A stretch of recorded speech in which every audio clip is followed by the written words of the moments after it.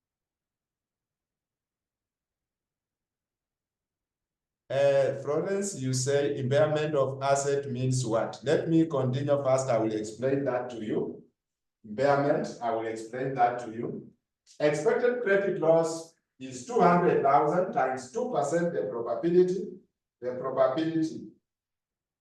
Therefore, the 4,000, the shillings 4,000, this shillings 4,000 is what I'm saying. The shillings 4,000 is recognized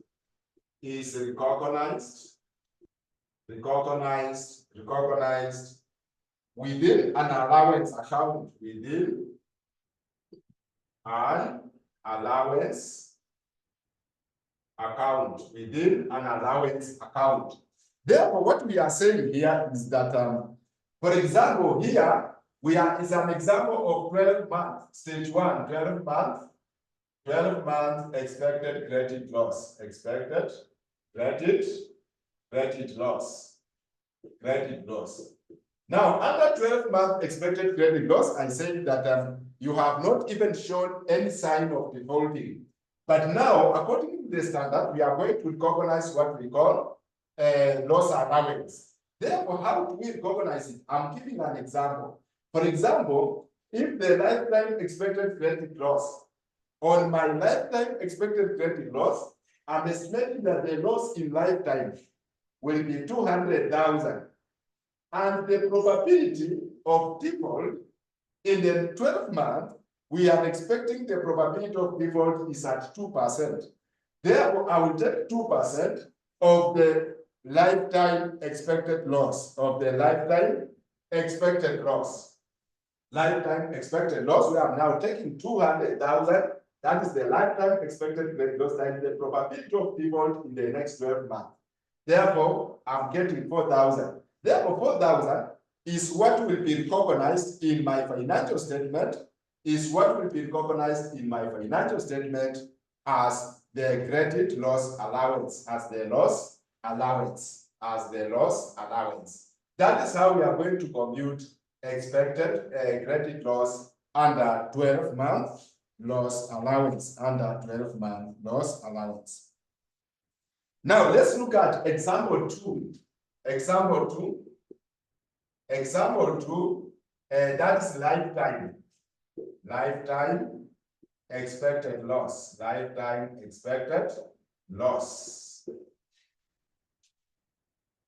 Before I explain to Florence what is an impairment loss, let's look at the lifetime expected loss there. Therefore, I'm also going to use a very simple example there. We are just going to write a very simple example. there. You say A limited, purchased, purchased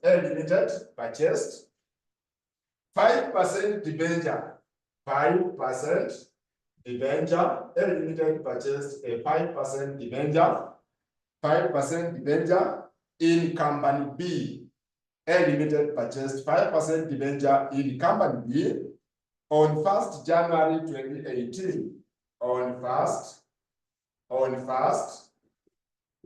January 2018, A limited purchased a 5% debenture in company B on 1st January 2018 for Kenya shillings 100,000. For Kenya shillings 100,000. For Kenya shillings 100,000. The term of the debenture was 5 years.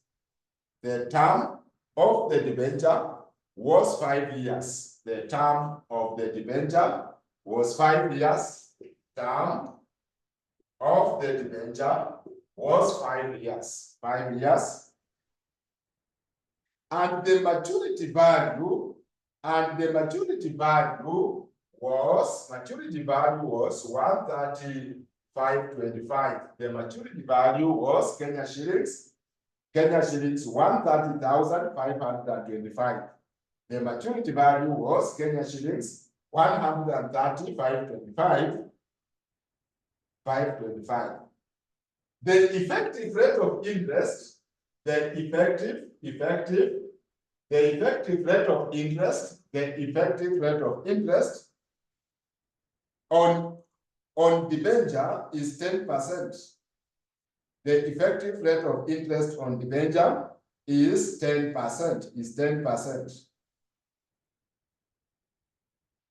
10%. At the end of year 2019, at the end of year 2019, at the end of year 2019, at the end of year 2019, at the end of year 2019, B Limited went into liquidation. B Limited went into liquidation. B Limited went into liquidation. All interest had been paid until that debt. All interest had been paid until that debt. All interest had been paid until that debt. On that 1st December 2019, on that 1st December 2019, the liquidator of B Limited, announced that no further interest would be paid. Announced that no further interest would be paid, and only 80% of the maturity value, would be repaid. And only 80% of the maturity value will be repaid. Required. Show how A Limited will account for the above debenture. Required. Show how A Limited will account for the above debenture. Required. Show how A Limited will account for the above debenture. Then what we are saying is, let me go through the question again. We said that A Limited purchased a 5% debenture. A Limited purchased a 5% debenture in Company B on 1st January 2018. On 1st January 2018 for Kenya shillings 100,000. For Kenya shillings 100,000.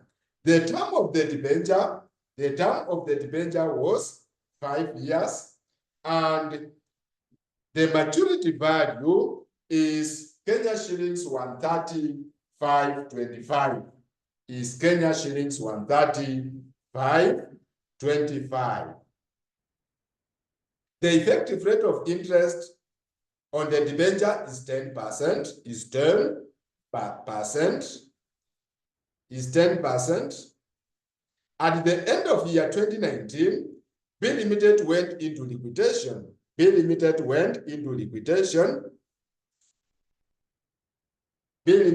is a 5% debenture.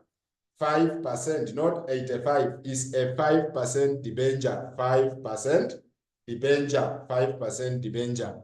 I'm saying at the end of year 2019, B Limited went into liquidation.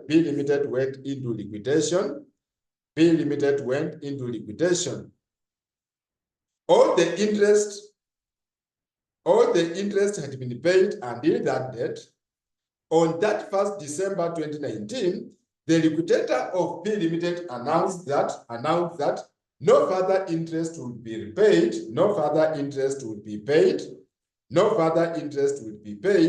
and only 80%,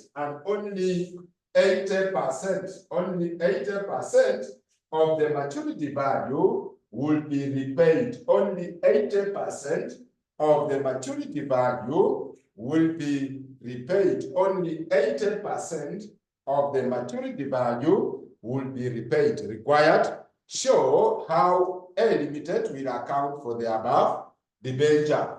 Required. Show how A Limited will account for the above debenture. Therefore, we want to show how A Limited will account for the above debenture. Now, my good friend Florence asked, what is impairment? Impairment is a loss that we recognize from the asset. It's a loss that we recognize from the asset, the same way like depreciation, the same way with amortization is the loss that you recognize from the asset. Kindly, Florence, if you want to understand impairment more, go to the video of impairment if you are not there. Go to the video of impairment and you will understand in depth of that, what is impairment. Kindly go to that video of impairment because we explained for the 2 lessons, we explained what is impairment, how do we identify impairment, how do you calculate impairment. We did that. I cannot go back because of time. Remember, we are already short of time. Now, impairment equals to carrying amount of an asset minus recoverable amount of an asset. Carrying amount of an asset minus recoverable. Carrying amount is the book value of an asset. Recoverable amount is the amount we recover from the asset. Therefore, impairment equals to carrying amount minus recoverable amount minus recoverable amount. Therefore, it means if I want the car to get impairment, I need the carrying amount of the instrument and I need the recoverable amount of the instrument. Therefore, in this loan asset, how do we get the recoverable the carrying amount? The carrying amount equals to, we are going to amortize the bond, amortize the debenture. If you amortize the debenture, you amortize the debenture.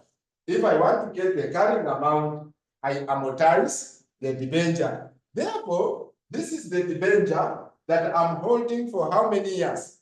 5 years. The debenture that I'm holding for 5 years. But we started in year 2018.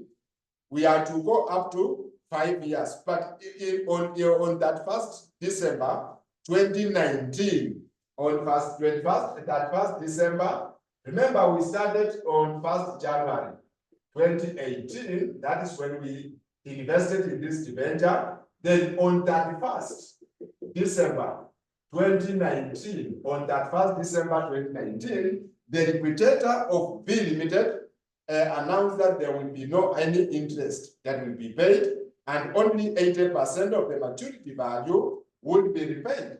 Therefore, I need to look for the carrying amount of these 2 years, 2018, 2019.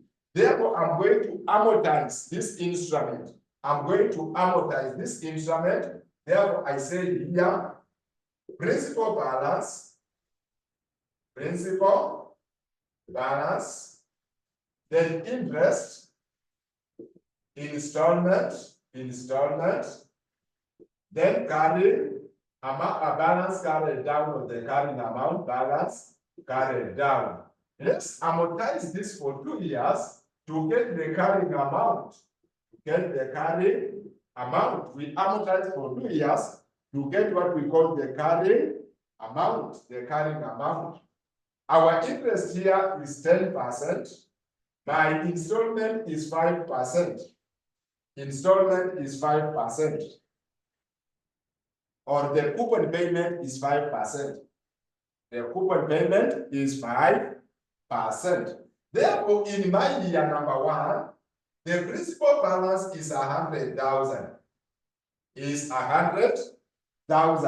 What will be the interest? 10% of 100,000, that is 10,000.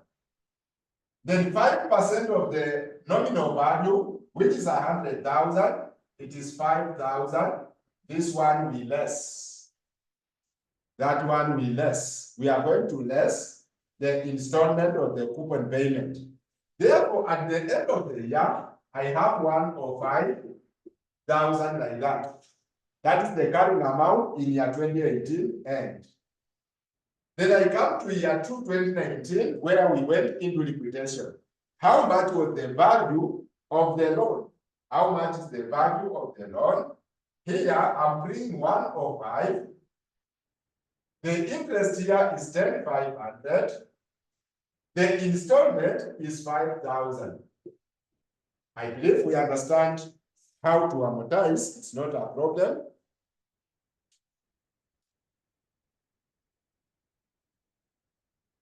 Therefore, what will be my balance at the end? It will be 105 plus 10,500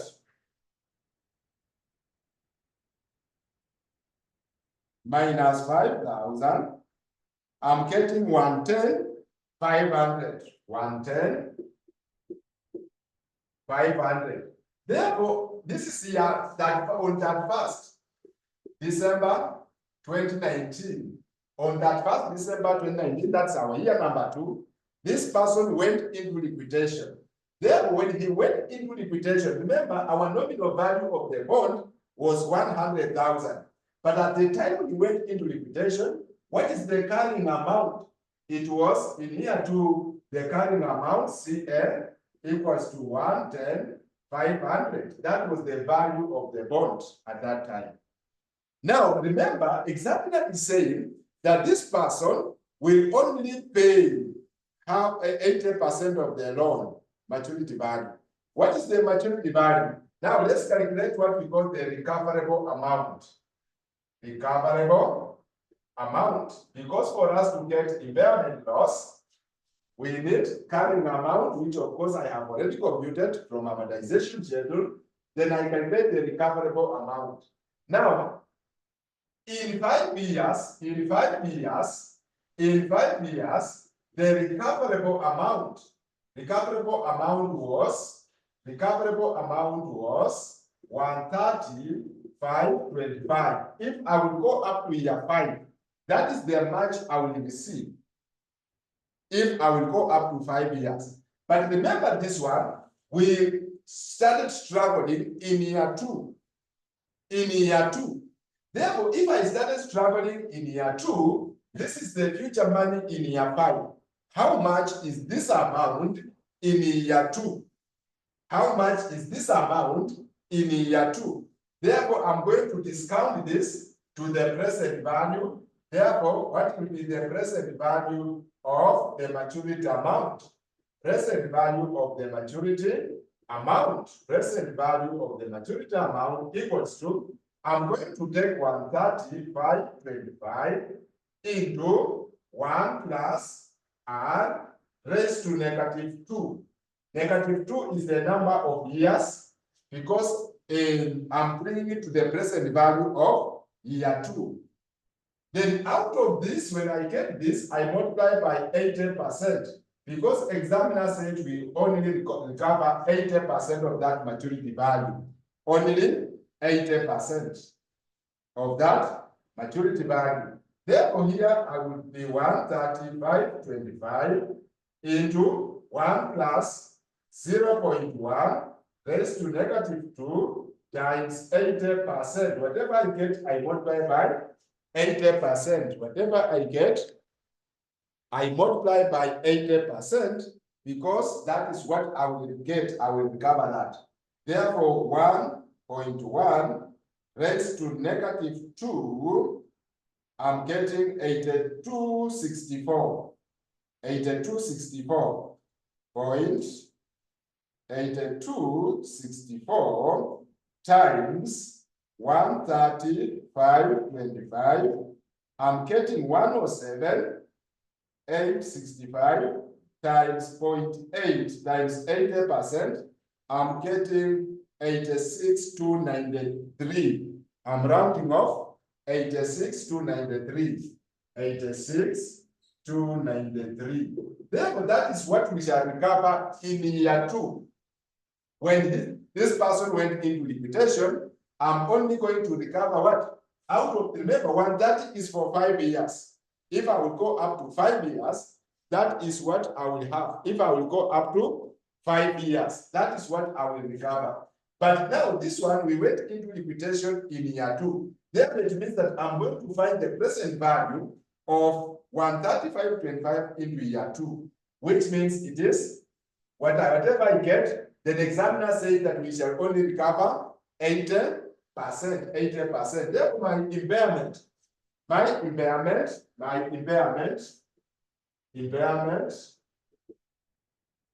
equals to carrying amount minus recoverable amount, which means I have carrying amount 110,500 minus 293. Therefore, there I get impairment. That is 110,500 minus 293. 24,207. 24,207. That is the impairment I'm going to recognize. Now, this impairment you debit P and R with 24,207. I credit financial 5% debenture. 5% debenture with 24,207. That is how we account for that impairment. That is how we are going to account for that impairment. Therefore, that is how you get impairment. You need the carrying amount of an asset, then also the recoverable amount of the asset. Now, you need to go to our topic of impairment for you to understand this in depth, because remember, these concepts are continuous. If you miss one concept, you may end up struggling in another concept, because we mentioned that this is what we did and we applied. Therefore, you need, if you missed a class, kindly you need to check on the videos so that you go through that topic. And whenever you have a question in that topic, if you are not in class, you are struggling understanding that topic, kindly you can WhatsApp me, you can call me, you inquire for that so that you get an understanding. Therefore, that marks the end of our topic, financial instrument. Now we go to the next topic, which is leases. We go to the next topic, which is leases. Next topic, which is leases.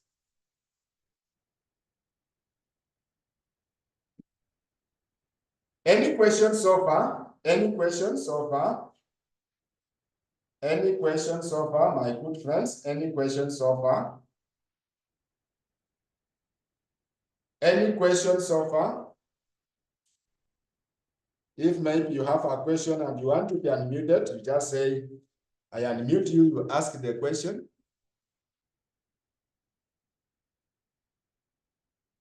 Any questions so far?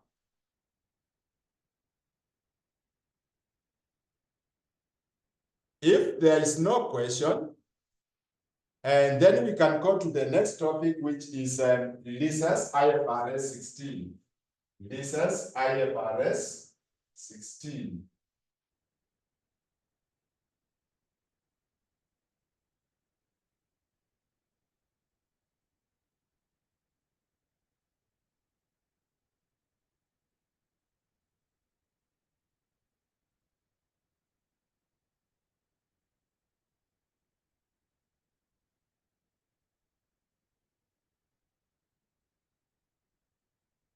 That is leases IFRS 16. Now, when we talk of leases, this is where the company or any entity will have to borrow an asset from another entity, from another company for use. You go to company A, you borrow an asset, for example, if it's a motor vehicle, if it's a machinery, you borrow, you use for a number of years, but each year you are going to pay something we call lease rentals. You pay something each year. You pay something each year for that use of an asset. Therefore, like when you see these big companies, the Chinese companies, the Indian companies, you may think that these people are very rich. They have a lot of assets. When you go deeper, you will find that this person doesn't even have only one asset. The only asset he has is a pen to sign for the contract. That is the only asset, the pen to sign the contract. After you sign the contract, then you start looking for the asset from other companies. If you want motor vehicle, you go to motor vehicle leasing company. If you want a Caterpillar, for example, it's a construction, you go to Caterpillar leasing company. If you want cranes, these big cranes, if you are building a story house, you go to crane leasing company. If you any asset you require, you go to that company. They give you an asset for a specified number of years. You use it, but you pay what we call lease rentals. You pay what we call lease rentals. Now, when we talk of leases, we can introduce and say leases. This is a contract. This is a contract that conveys a contract that conveys a right of use asset, in exchange for a consideration. In exchange for a consideration.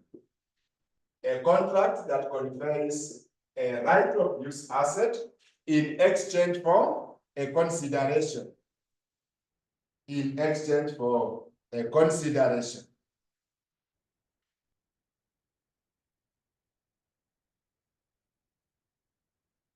Then you continue to say, under IFRS 16,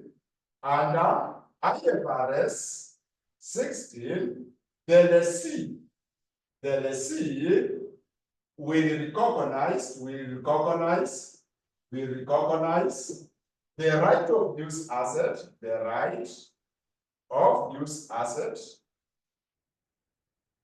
and the lease liability.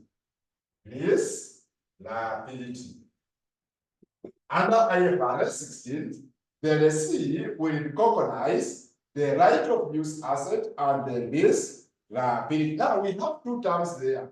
We have the lessee, and we also have the lessor. These two terms are very important to understand them. Lessee is the borrower. Let me use the word borrower of the asset. Then the lessor is the owner of the asset. The legal owner of the asset. We call him the lessor.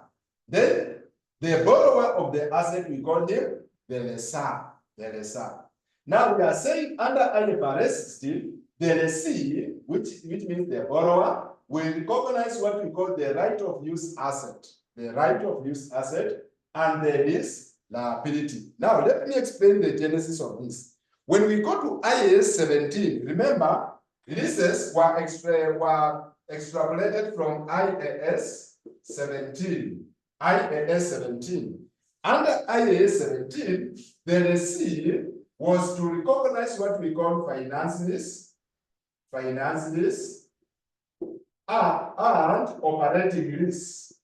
operating lease. That is under IFRS what? IAS 17, but that was repealed and replaced by IFRS 16. We were recognizing on the side of the lessee what we call the finance lease and the operating lease. But today, listen very carefully, my good friend Daniel. Daniel, you listen very carefully. Today, under IFRS 16, the lessee will not recognize this one. The lessee will not recognize, oh, this is the finance lease. This is the operating lease. No. He will be recognizing what we call the right of use and the lease liability. You recognize the right of use and the lease liability. There. What is the right of use? Now, when we talk of the right of use, in a layman's language, it means that you are giving me the right to use your asset. In my balance sheet, therefore, I will recognize those rights. You are just giving me the right to use the asset. Therefore, in my balance sheet, I'm required to recognize those rights to use the asset.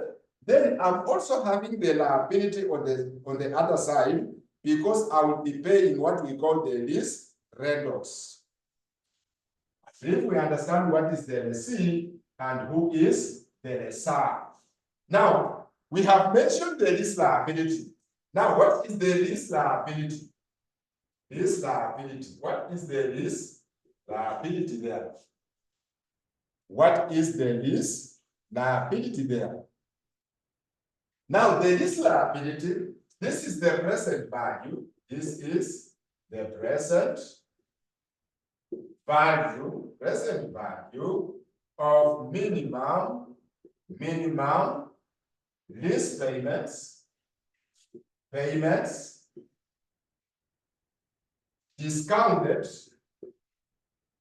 discounted at the implicit rate in the lease. This is the present value of minimum lease payments discounted at the implicit rate in the lease. Present value of minimum lease payment. Now, let me give you this scenario. For example, the lessor purchased the asset at 200 million. 200 million, that is the cost of this asset to the lessor. Purchased the asset at 200 million. Now, the lessee is taking this asset. The lessee is taking this asset. Will the lessee recognize 200 million in the books, in his books? That is the question to my good friend Waziri. Now, the lessor purchased the asset at 200 million.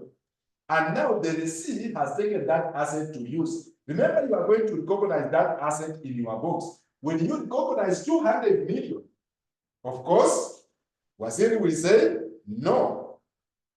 That is what Waziri will tell us. Of course, you cannot recognize 200 million. Now, for me to recognize this asset in my books, I will say like this: how much am I paying per annum?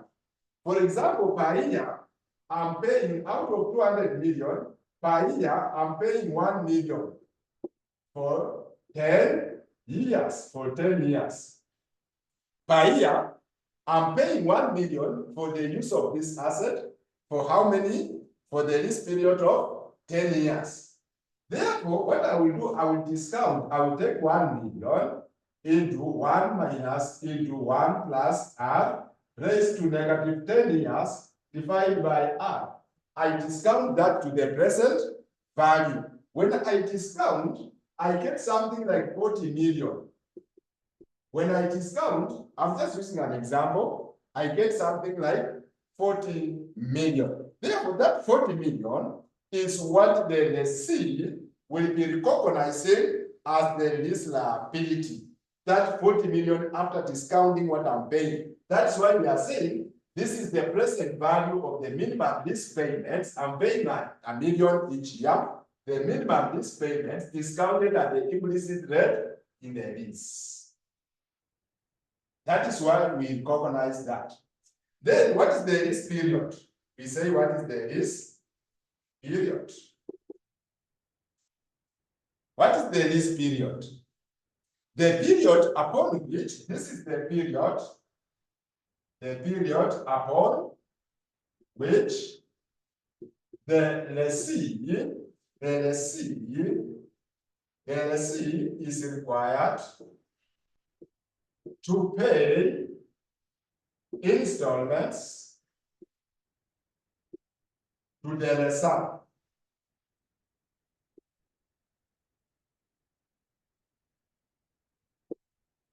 The period upon which the lessee is required to pay installments to the lessor. Like, for example, I'm paying for 10 years. Therefore, 10 years becomes the lease period. 10 years becomes the lease period. Now we understand what is a lease. I believe we understand what is a lease.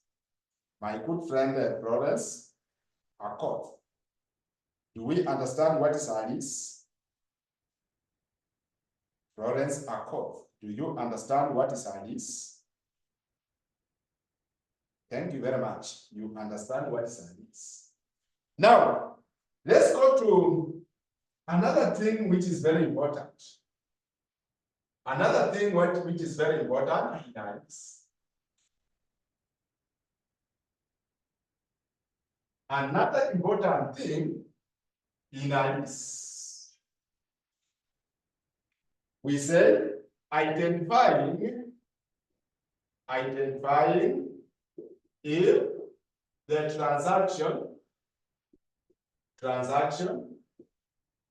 identifying if the transaction is a lease.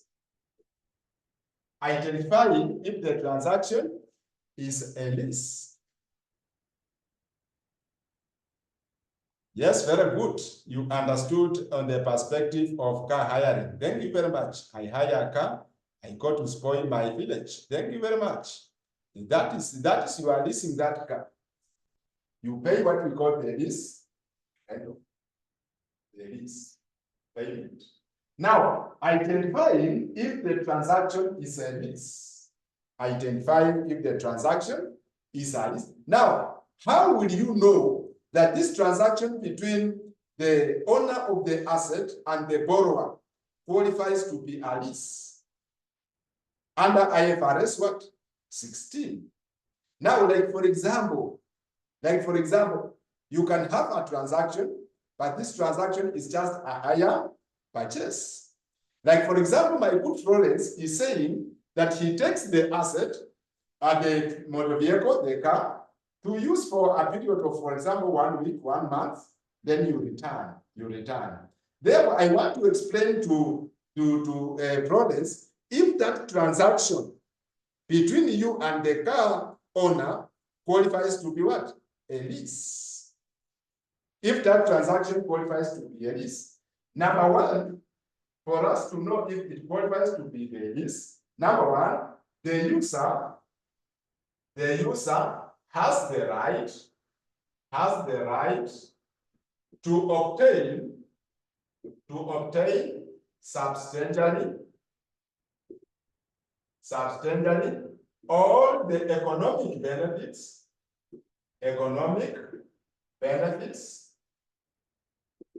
The user has the right to substantially obtain all the economic benefits from the asset.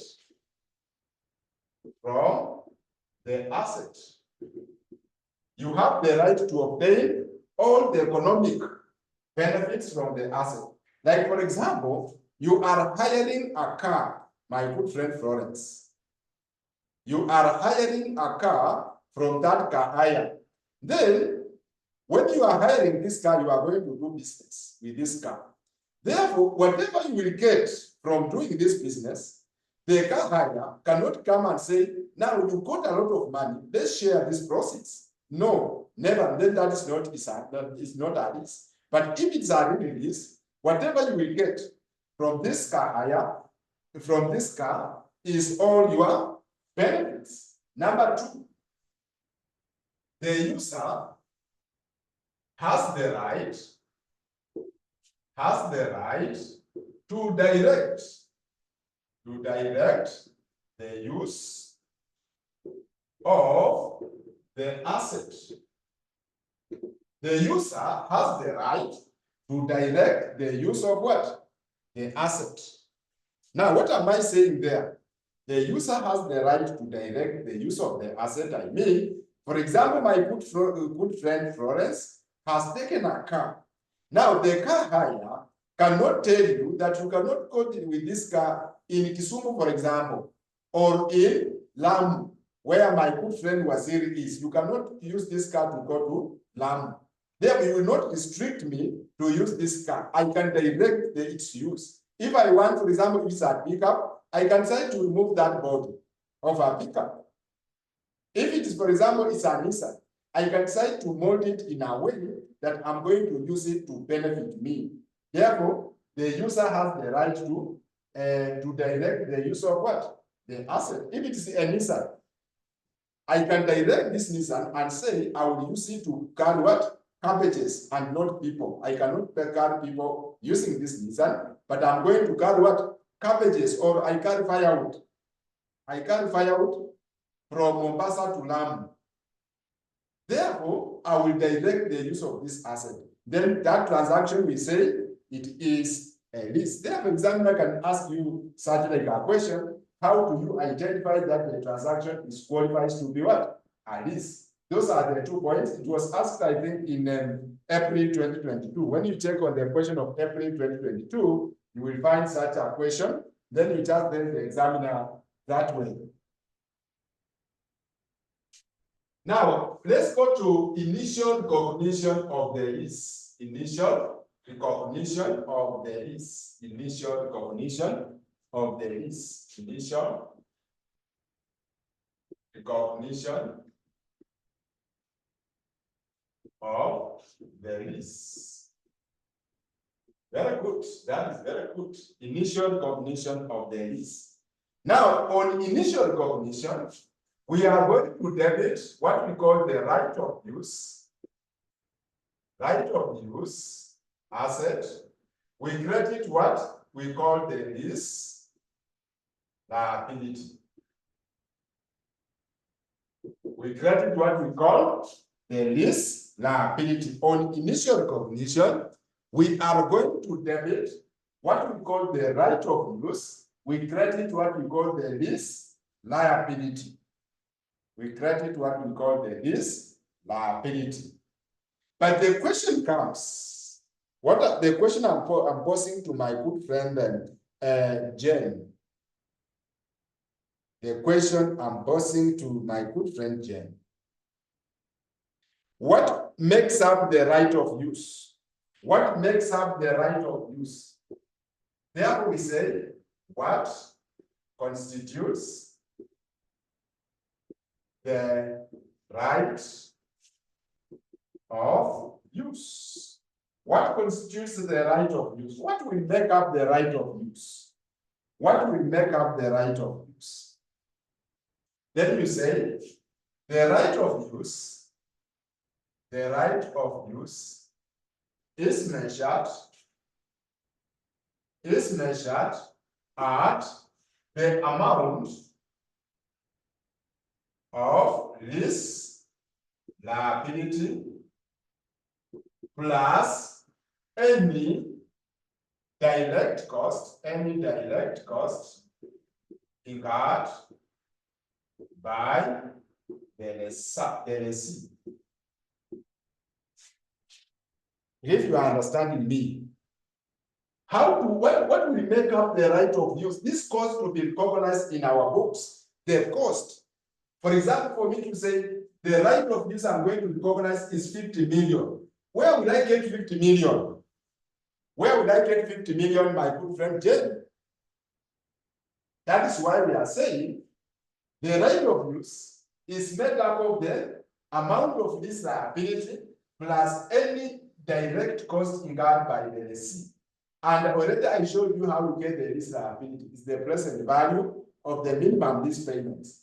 Then I come to add any direct cost I'm incurring so that I put together all those costs. Then I say, this is the right of use. This is the right of use. Therefore, if I want to get the right of use, number one, I will need the lease liability. I will need the lease liability, and this is the present value of minimum lease payments discounted at the implicit right in the lease. Then number two, any direct cost incurred by the lessee. Any direct cost incurred by the lessee. Number three, and what am I going to add there? Any dismantling cost. Any dismantling cost. I add any dismantling what? Dismantling cost, for example, it's a very huge asset. I want to take it from Lamu to Mombasa. It's a very huge asset. Therefore, I need to funguanisha, to dismantle everything. I carry. When I come, I install again. Though all those costs I'm regarding, it will be part of the right of use asset. I will add as part of the right of use. Then number four, any payment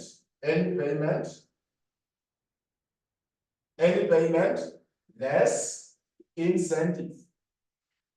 Any payment less incentive before commencement. Before commencement. Before commencement. Any payment less incentive before commencement. I get what we call the right of use. Those are the costs that will make up the right of use. Those are the costs that will make up the right of use asset. I will put them all together. If I have them, then I say now this is the cost. I'm going, like for example, my lease liability is 50 million. After discounting, the lease liability is 50 million. Any direct cost is 5 million. I'm paying 5 million. Dismantling cost is 2 million. Then there is some other costs that I'm paying. Let me say 4 million. Therefore, I will add up all this. Then I say now this is the right of use asset that I'm going to recognize in my books on initial recognition. I believe that one we have understood. Then we go to what makes up the lease liability. Which amount am I going to discount to get the lease liability? Which are these costs? Am I going to discount to get what we call the lease liability? Let me show you here. Let me show you the amounts I'm going to discount. Let me show you.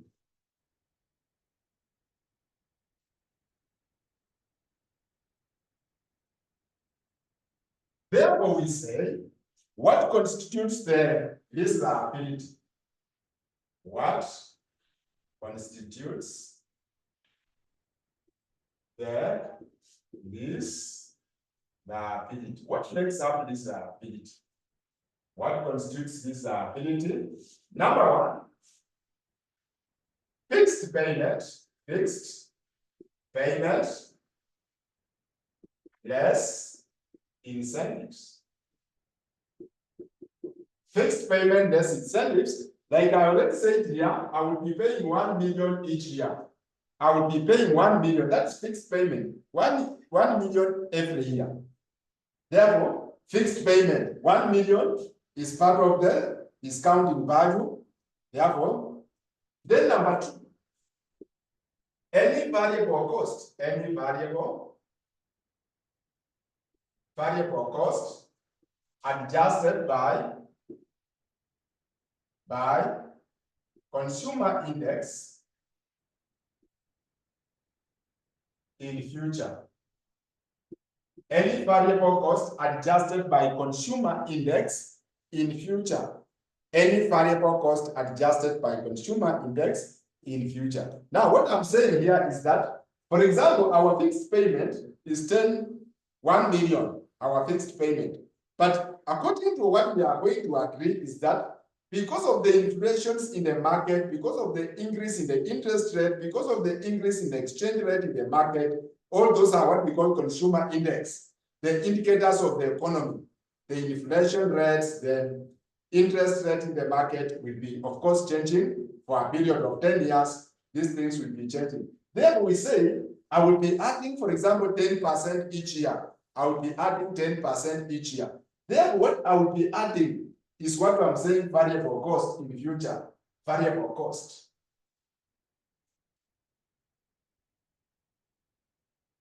What is what we are saying, the variable cost. Then number three, before we go for a break, let's finish this one before we go for a break. Another cost we are going to add is any penalty on termination of the contract, on termination of the contract. Any penalty on termination of the contract. Now, when I say any penalty on termination of the contract, it means, for example, we have agreed that I'm going to take the asset for 10 years. We have agreed that I'm going to take the asset for 10 years. But after some 2 years, You return the asset, my good friends. After some 2 years, you return the asset. Therefore, the lessor will wonder, where will I take this asset? And my mind had gone to other things. Now, where am I going to get another lessee? Therefore, I will give you the penalty. I say, you are going to pay for this asset for the next 2 years before I get another borrower. Then number 4, any residual value that is guaranteed. Any residual value that is guaranteed. Any residual value.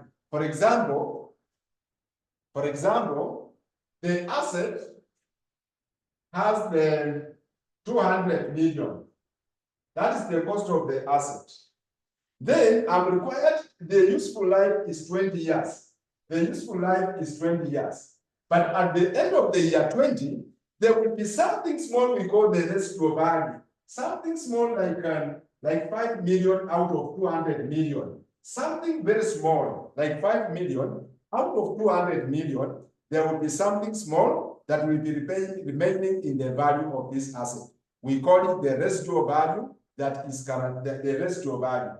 Therefore, if I say as the lessor that after 5 years, I'm going to pay this residual value, this 5 million, I will pay you, then I own the asset. It becomes mine. The asset becomes mine. Therefore, that is what we are saying, any residual value that is guaranteed. Then lastly, number 5. Any exercise price in the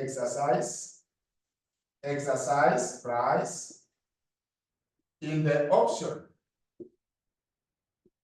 Any exercise price in the option. Any exercise price in the option. What does exercise price in the option mean? For example, I'm taking your asset. Just a minute.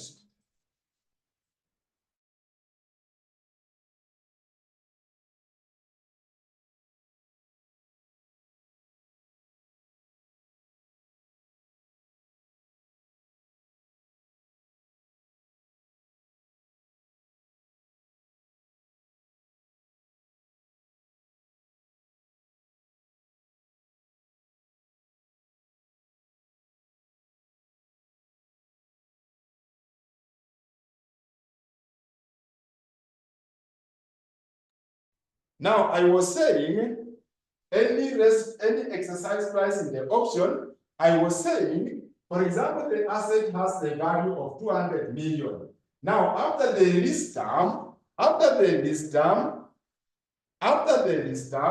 maybe the balance that will be remaining is 150 million. After the lease term of 5 years, the balance is 5 million. But after this 150 million, I'm assuring you that I will pay you and I take the asset to be mine. Therefore, I will exercise the options in the lease for me to own that asset. I will exercise that price. I will pay you 150 million after the lease term of 5 years. Then I own what? The asset. I own the asset. Therefore, that is why we are saying any exercise price, the amount I will pay for me to take the asset to be mine. Therefore, we put together all this, then we discount to make up the lease liability, good friends. Therefore, let's have a break of 5 minutes, just 5 minutes. Then when we come back, we look at the subsequent measurement of the lease. Then we do a question. Just 5 minutes break, 5 minutes break kindly.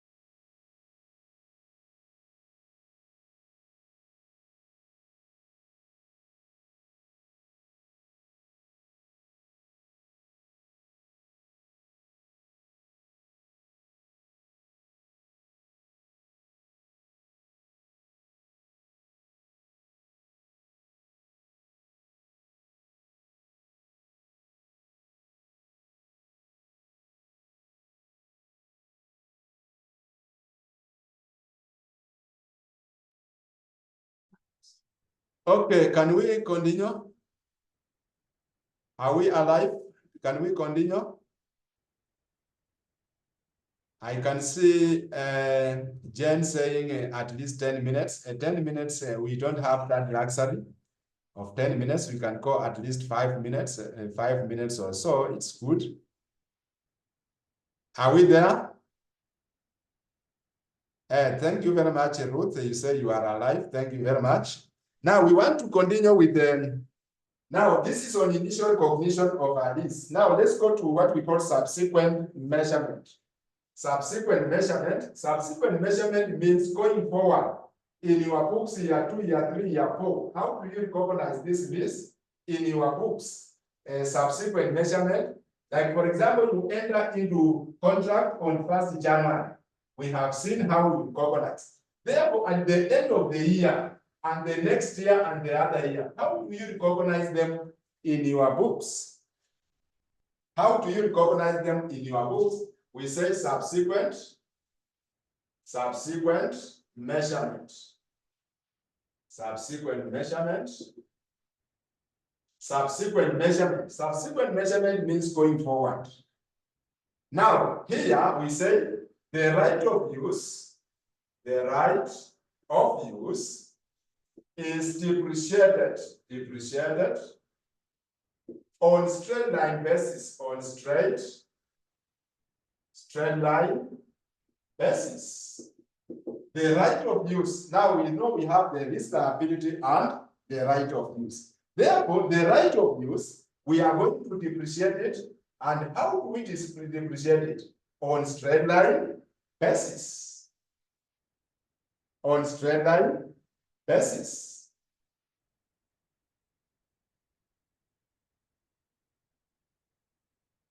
We depreciate them on straight line basis. Now, we can continue to say,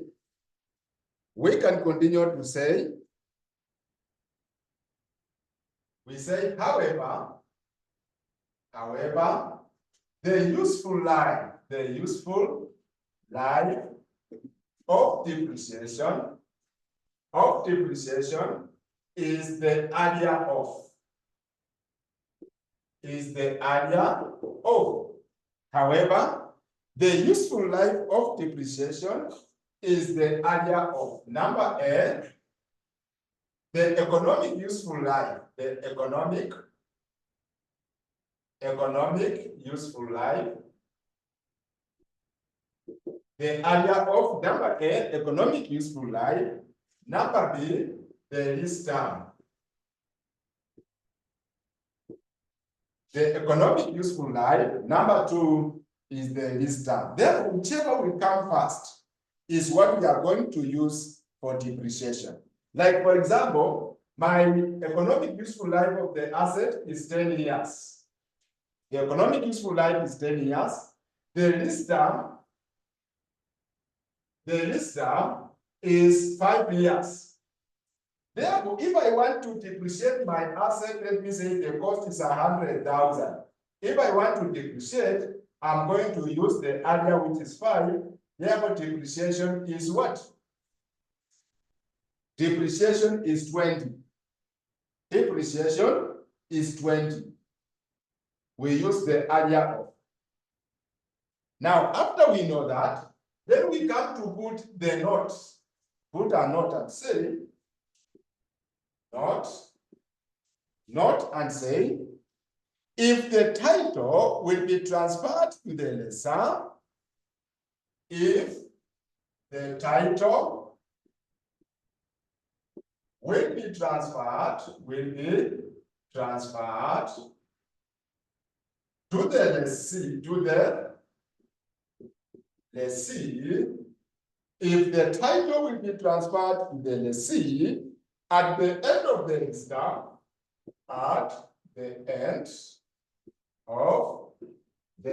term, then depreciate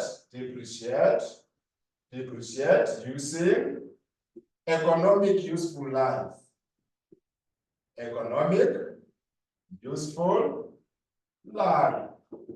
If the title will be transferred to the lessee at the end of the lease term, then you depreciate using which factor? The economic useful life. You depreciate using the economic useful life. That is what we are saying there, my good friends. Therefore, you need to be careful on how you are going to depreciate. Because we are complicating things here. We are complicating things. First, we say we are going to depreciate on straight line basis. Then number two, however, the useful life of depreciation is the area of number A, economic useful life or the lease term. Therefore, if there is economic useful life 10 years, the lease term is 5 years, you pick the area of. But we are also putting the note. If in the question there is the clause that at the end of the lease term, the lessee will exercise the option in the lease to take the asset to be his. Then when you are depreciating, you are going to use the lease term. You forget about you depreciate using the economic useful life. You forget about the lease term. Now let's go to the lease liability on subsequent measurement. Lease liability. How do we account for the lease liability on subsequent measurement? On subsequent measurement, how do we account for the lease liability?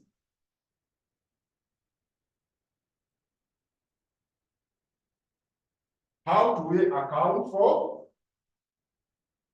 the lease liability?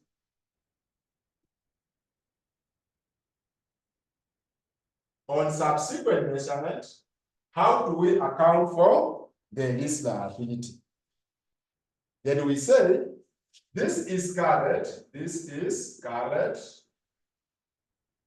at amortized cost.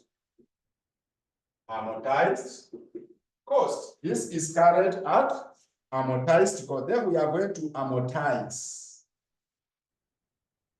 at amortized cost. Therefore, we are going to do what? To amortize. Then we say the way amortization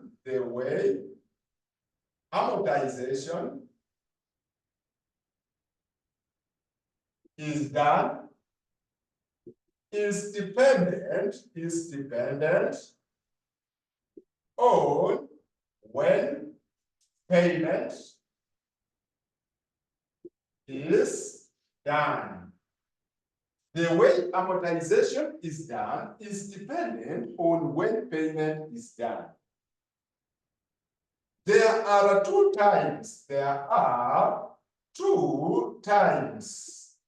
of payment. There are two types of payment. i.e., at the start of the year,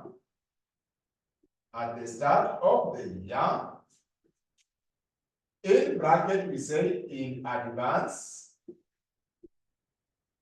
or at the end of the year,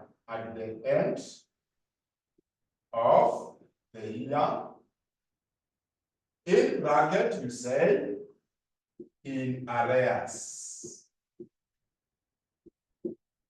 There are two types of payment, i.e., either in advance or in arrears. In advance means when we enter into contract, like on 1st January, immediately I pay the first installment. That's in advance.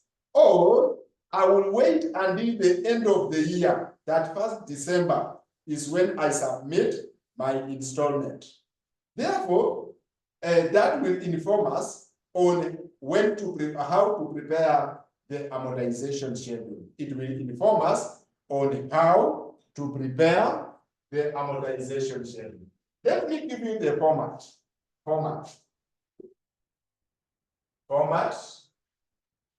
And in our format, we are beginning with in arrears.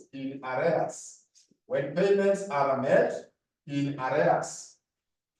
Here, I'm going to take, I take my principal balance, I adjust the interest, then I have the installment, Then I get balance carried down.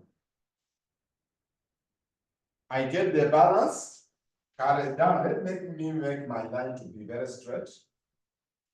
Balance carried down.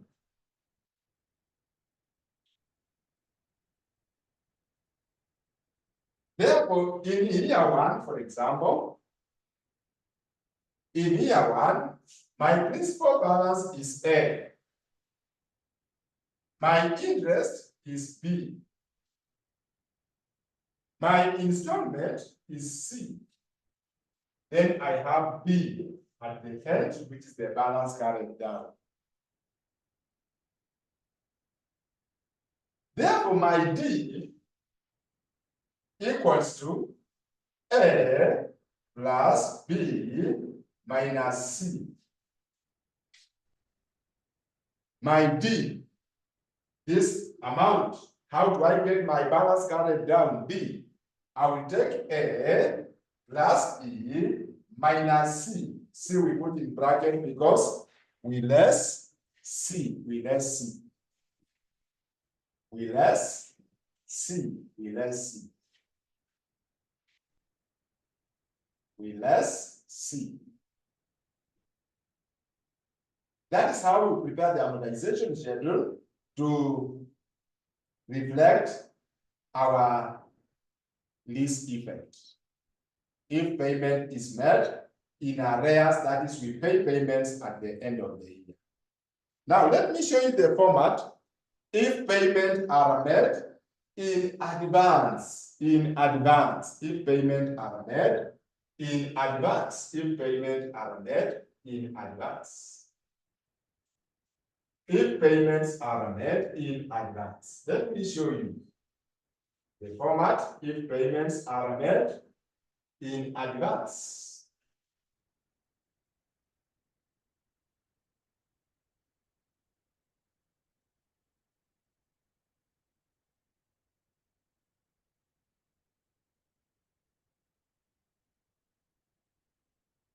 If payments are made in advance, we say year, then principal balance, then installment, then capital balance. We have what we call capital balance. Then we have what we call interest, then balance carried down. Therefore, that has more columns. It has more columns when we make payment in advance.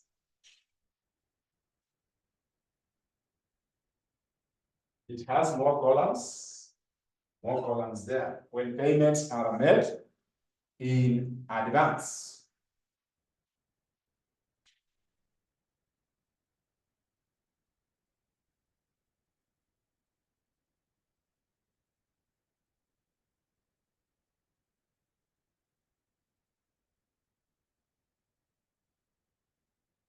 Now, we are in year one. We are in year one. This is our A, principal balance, B, my installment, C, my capital balance, D, my interest, then E. Then E.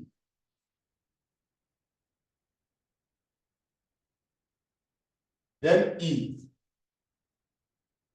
Therefore, this is our installment. Now, when I want to get C, which is my capital balance, C equals to A minus B, I get C. A minus B, I get C.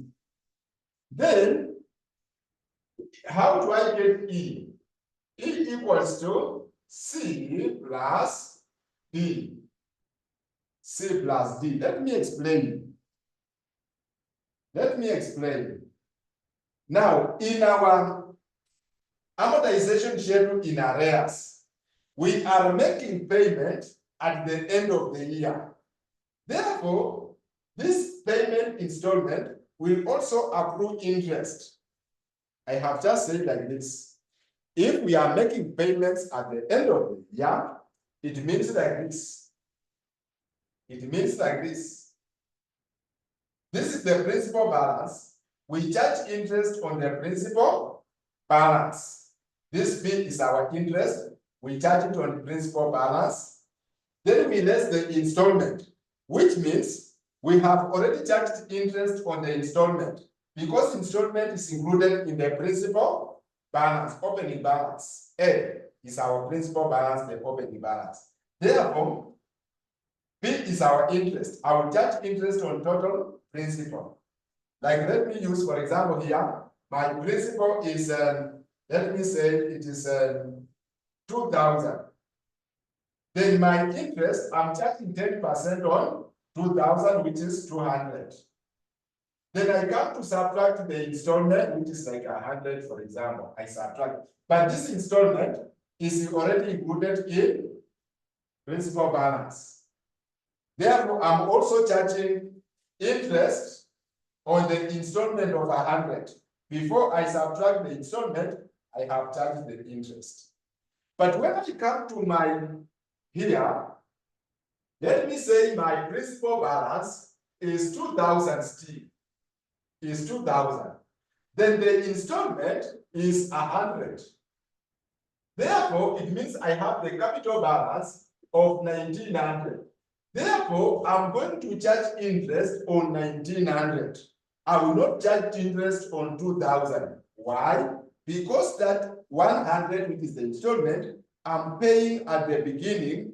Therefore, it will not accrue any interest. It will not accrue any interest there. That is my what I'm explaining there. That is what I'm explaining there. That is what I'm explaining.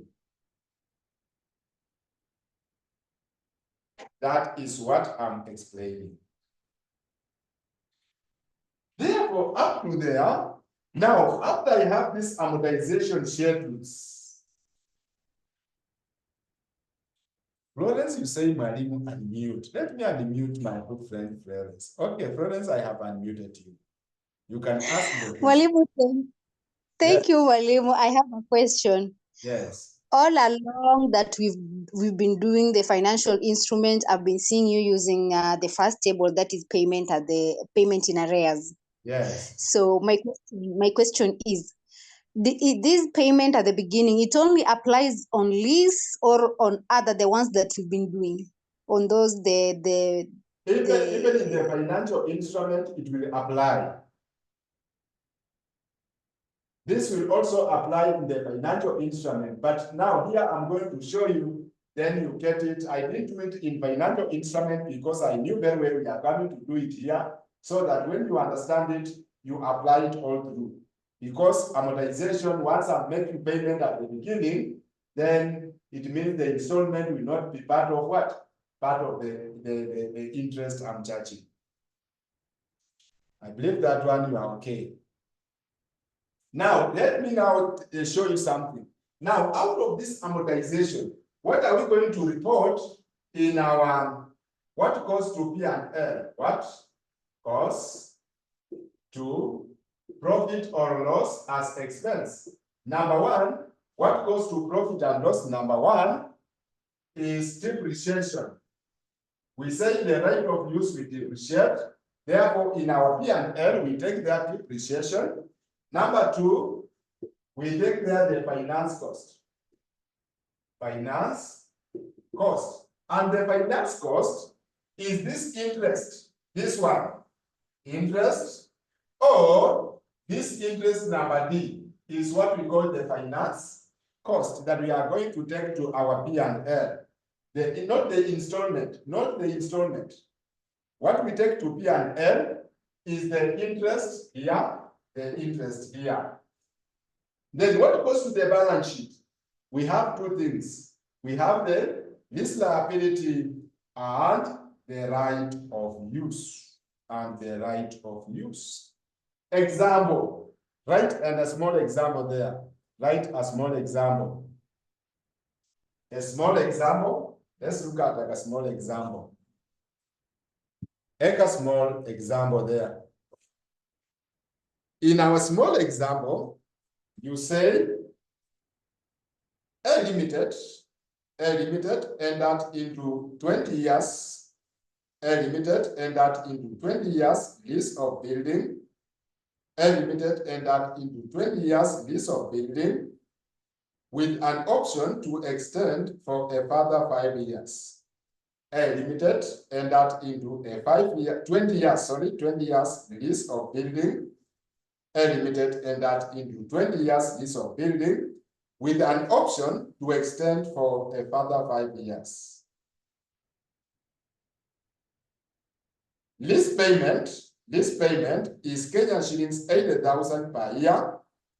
Lease payment is 80,000 per year during initial term.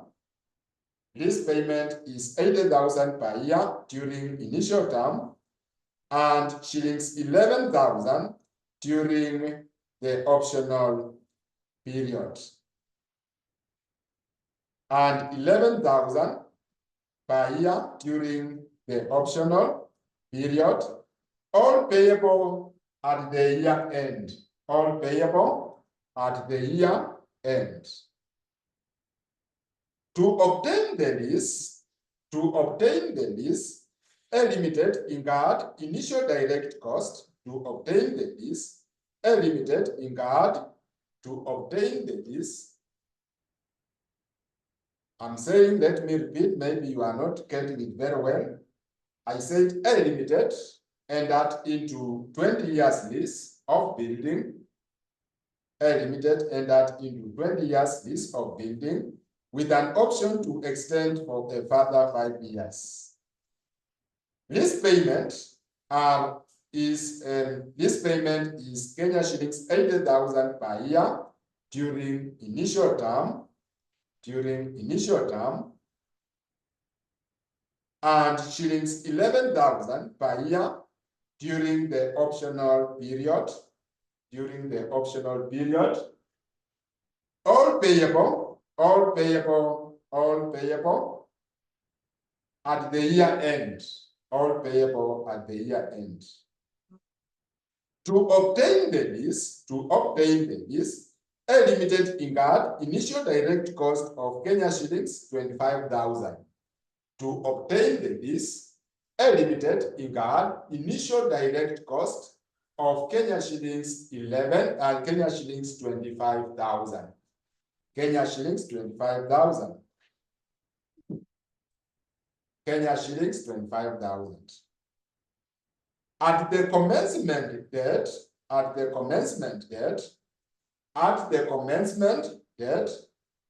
Limited concluded that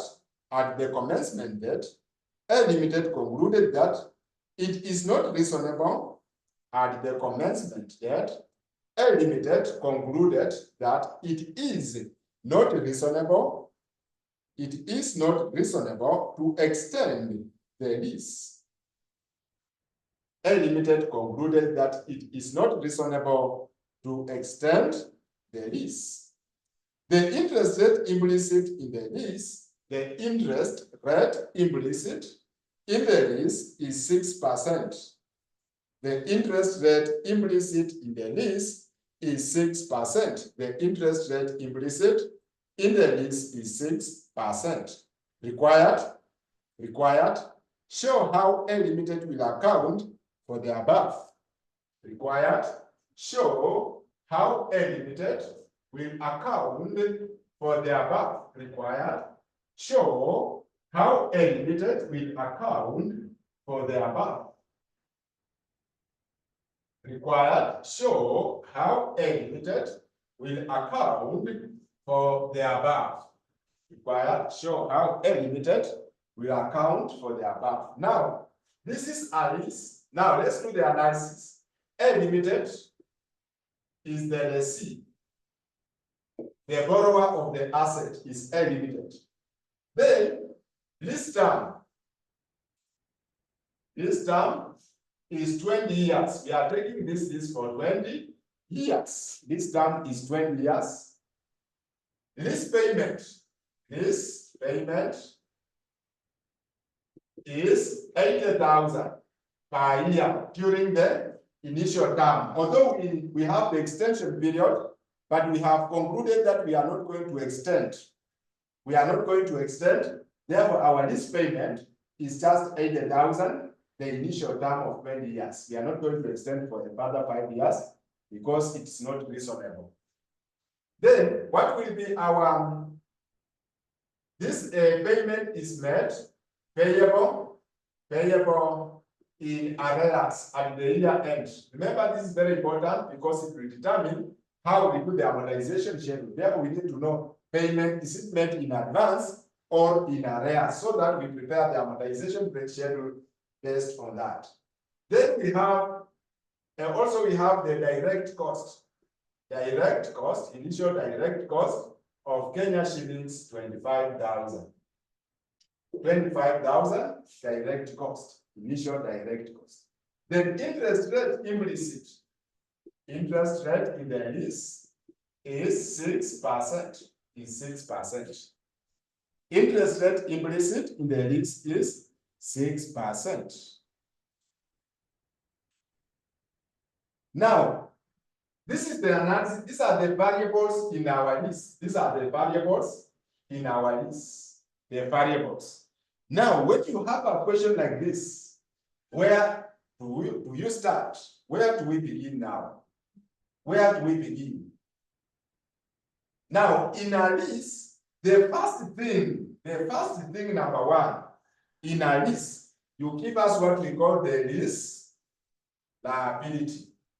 That is the first thing. The lease liability. And how do you get the lease liability? You get it as the present value of minimum lease payments. Minimum lease payments, present value of minimum lease payments. That's the beginning point. You need to have the lease what? Liability. Now, what is our lease liability in this case? My lease liability, LL, equals to, the payment is 80,000. Therefore, I'm going to discount 80,000 to get the lease what? Liability. Therefore, I will take 80,000 into, I'm going to use the annuity formula because this is annuity payable each year, 80,000. Therefore, I will take 80,000, then I put the annuity formula 1 minus into 1 plus R raised to negative n. The whole thing divided by R like that. The whole thing I divide by R. Therefore, who can give us the present value? I will take 80,000 into 1 minus into 1 plus my interest rate implicit is 6%, therefore I add 0.06 into raised to negative 20. This period is 20 years. Therefore, you raise to negative 20, then you divide by 0.06. I know my good friend Ruth will give me that present value. I know you are going to give me the present value of that. Quickly, my good friend Ruth.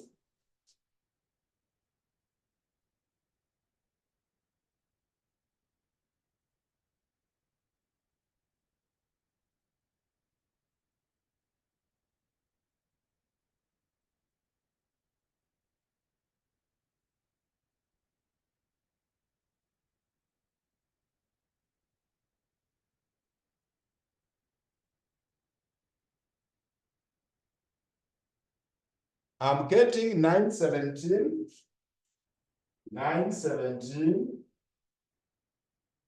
594. My name is getting 917.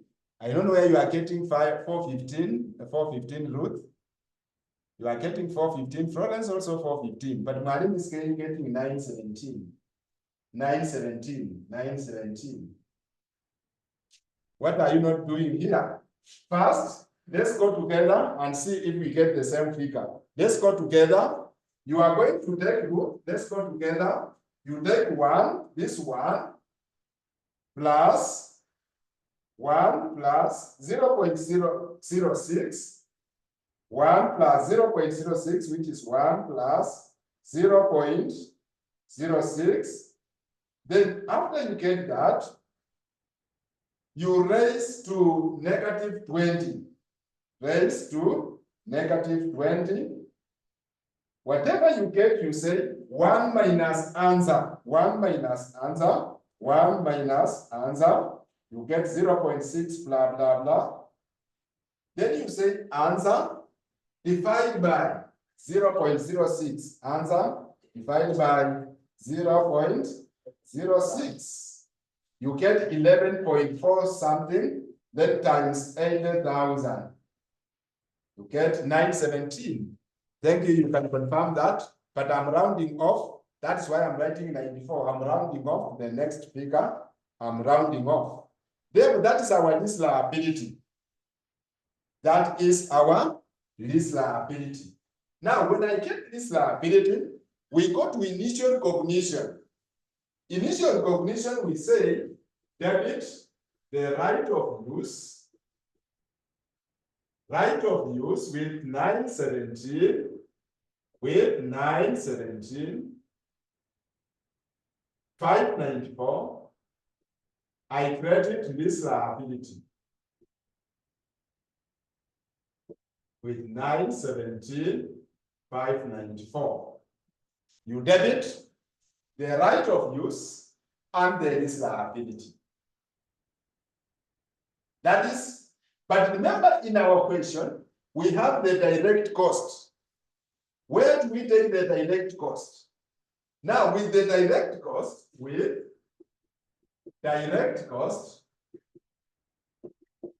you are going to debit right of use 25,000. You credit cash or bank 25,000 like that. 25,000 like that. 25,000. You credit cash with 25,000. Now, this means that total right of use, total right of use equals to, I will take 917, 594 plus 25,000 plus 25,000 plus 25,000 like that. Plus 25,000 because we said on our right of use, we add any direct cost, any dismantling cost, any payment less incentive before commencement. Before we start using the asset, any cost we add there. Therefore, what will be my right of use total? Right of use, what will be my total right of use? It will be 917, 594 plus 25,000. 942, 594. That is my right of use. Then out of that, now on subsequent measurement, we say that the right of use is depreciated. ROU is depreciated. Right of use is depreciated. We are going to depreciate the right of use. ROU is depreciated. Therefore, I will take 942 and 594 divided by 20 years on straight line. Divided by 20 years. Therefore, my depreciation is 47,130. That is my depreciation each year. 47,930. 47,930. 47,930. 47,930. 47,930.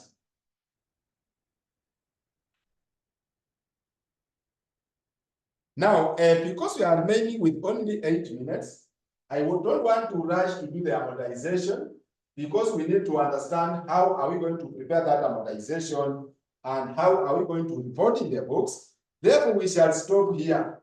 We are going to stop here on the subsequent measurement of the right of use.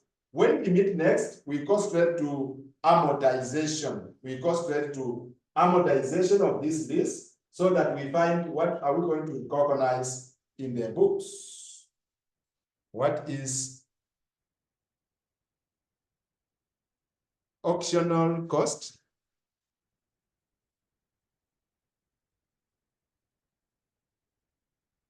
Optional cost? Do I have any optional cost?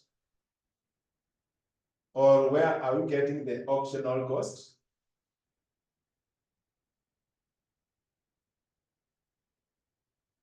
Additional and optional. We said optional, optional, optional, not optional, optional, optional. The option, the option. You had an option, option. Therefore, let's stop there. In our next class, we are going to begin now the amortization journey, the amortization, and see how we report that. Therefore, that marks the end of today. Let's meet tomorrow as we continue with the same program. Not tomorrow, on Friday, God willing. Thank you for your time. Thank you for your time. Let's meet on Friday.